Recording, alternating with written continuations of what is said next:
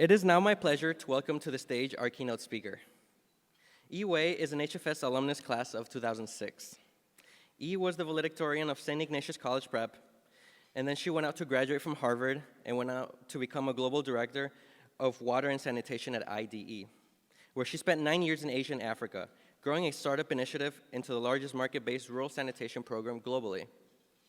Yi is currently the VP of Impact Capital at IFF, a mission-driven lender and real estate developer serving low-income communities across the Midwest. Please help me welcome to the stage, Yi Wei.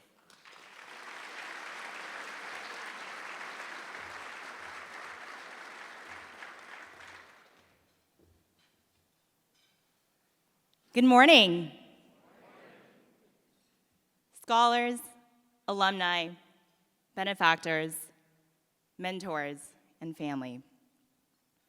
It is a tremendous honor to stand here before you this morning because it feels like I'm coming full circle.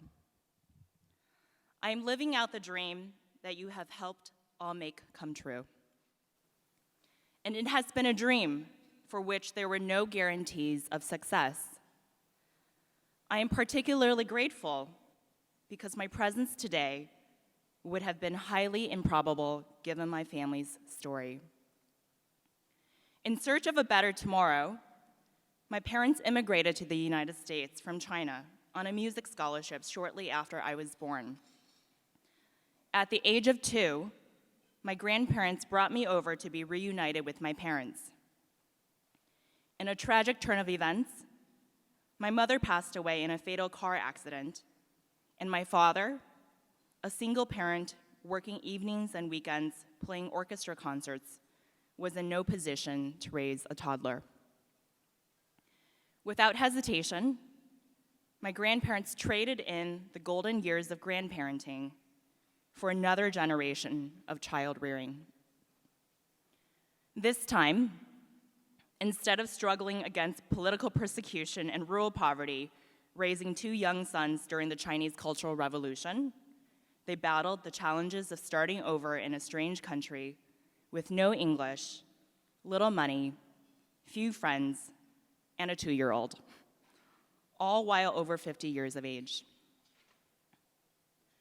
While it certainly would have been easier to return with me to China, they had no doubt in their mind that staying in the United States was the best thing they could do for their granddaughter. They dreamed of providing me with the education they never had. They dreamed of a world in which my dreams would not have to remain dreams, limited by the family I was born into or the number of zeros in our bank account. And it is their steadfast dream that persisted through the hardship over the years. My grandmother was earning about $1,000 a month, working 6 days a week as a babysitter, and my grandfather about the same as a street violinist, playing every day regardless of the weather. Yet, they committed to saving at least $500 a month, every month, for my college fund, no matter what, because they knew that was the key to escaping poverty.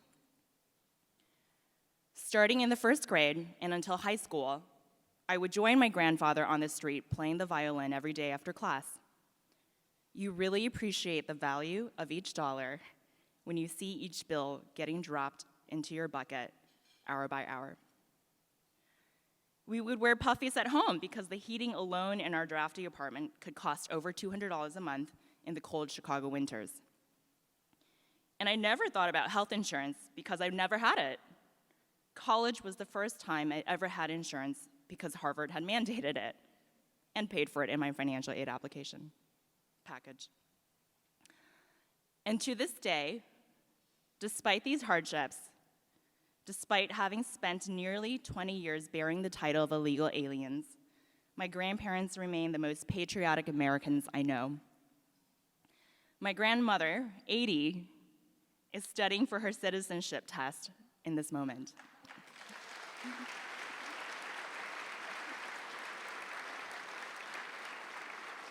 They constantly marvel at how lucky I am to have met all the kindest people in the world in one lifetime. teachers who cared for me like their own daughter, gifting me books and warm clothing over Christmas, local clinics in Chinatown that provided subsidized care despite our lack of insurance, the St. Therese Chinese Catholic Church, which gifted me with many caring aunties and provided a space for my spiritual growth. And as lucky and special as I feel to have met all these amazing people who have helped make my dream come true, I know my story is not unique. It is the immigrant story, it is the American story, and it is the HFS story. The median income of HFS families is barely $28,000, compared with the median income of families across Chicago at $84,000. The difference sounds stark and may sound unbelievable, but it is our lived reality. Yet, 100% of HFS scholars enrolled in accredited colleges since the very beginning, since 1993.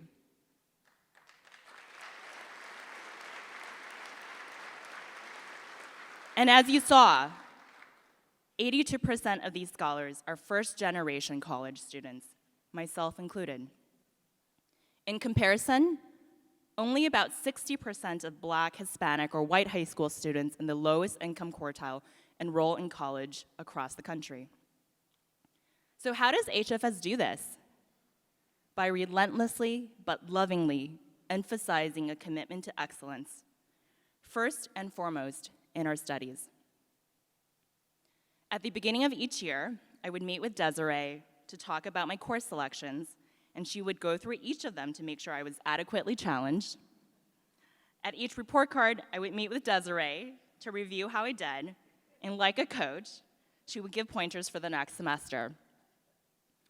Each scholar must maintain at least a B average to maintain the scholarship.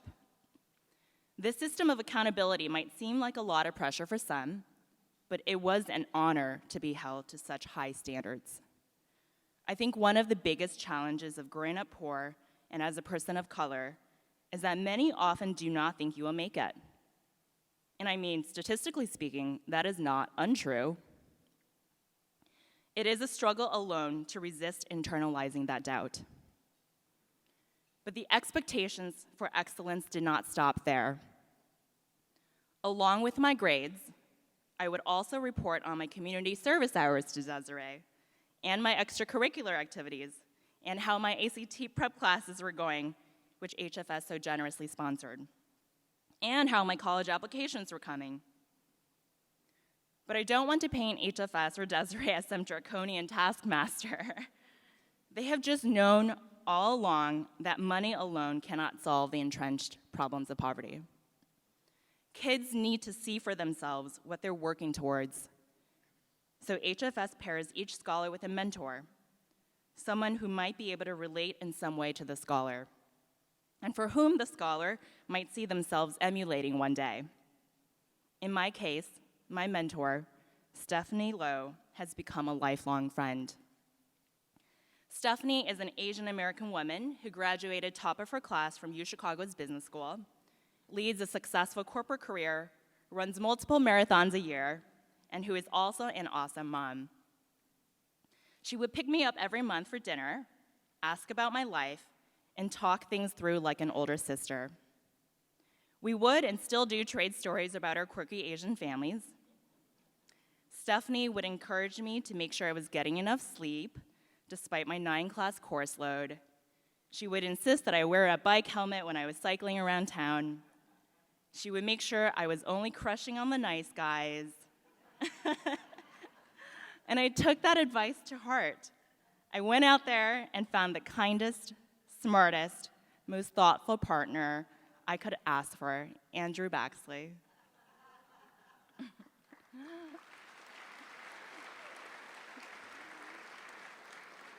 In a year and a half, I will graduate from UChicago's business school on a full scholarship. I am working my dream job. I am a dog mom and a hopeful future human mom. And I can also say that I'm an iron woman. Although no one could have predicted that last part, Stephanie used to tease that I was the least athletic person she's met. And for a competitive person like me, that sounded like a challenge. I'm not a superstitious person, obviously, but you can't help but marvel at the coincidences. Seeing is believing. That's why HFS pairs scholars with mentors like Stephanie. That's why HFS takes us on college tours so we can visualize ourselves on campus. That's why HFS has set up partnerships with companies like ComEd so scholars can work alongside professionals and see what's possible after college. I'm so proud to see all the growth that HFS has had. There were 37 students in the program when I was a scholar, and today there are 182 scholars across 36 different high schools. Back then, Desiree served as a one-stop shop for everything I just talked about. Today, she has an amazing team, including 2 HFS alums who serve as academic directors. But the important things have not changed. The relentless emphasis on excellence in everything we do, with a path marked clearly towards college, an emphasis on service, a supportive mentor relationship, and a deep care and respect for our families. My grandparents are here with me today to personally thank Mike and the HFS community for helping them get through the toughest years of their life. And I want to recognize them for everything they've done for me. 爷爷、奶奶，你们能站起来吗？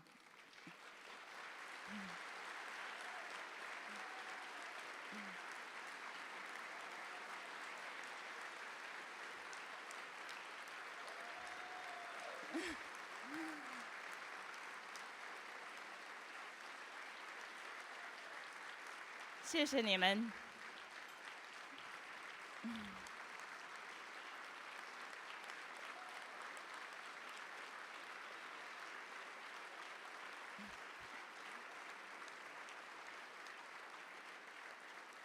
This is not scripted. I guess my grandfather wants to personally thank all of you.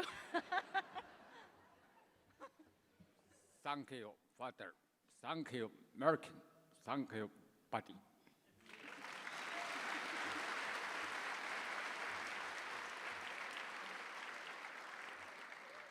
I also want to thank you, HFS, for believing in me and for the opportunity to realize our dreams. And thank you to those who make HFS possible, the benefactors without whose generosity I would not be here. Thank you for making possible a world where hard work, talent, and perseverance is rewarded with opportunity. I know your gift makes a difference because I am living proof. Because I know my story is not the only story of its kind. Despite all the odds, it is a story that hundreds of HFS scholars have experienced. It is part of the larger story about immigrant communities, about communities of color, about those who dare to dream of a better, more equitable, more prosperous tomorrow, without letting the limits of today constrain our imagination. HFS, if you feel the same optimism as I do, the same conviction as I do, if you feel as blessed as I do, let us rise up and respond once again to the clarion call to moral leadership that the late Cardinal Bernardine invoked in 1993. Mike Connelly has already shown us what that looks like. It looks like taking action by giving what you can, giving your time, your ideas, organizing your friends to join, and ultimately, giving voice and opportunity to those who do not have it. Thank you.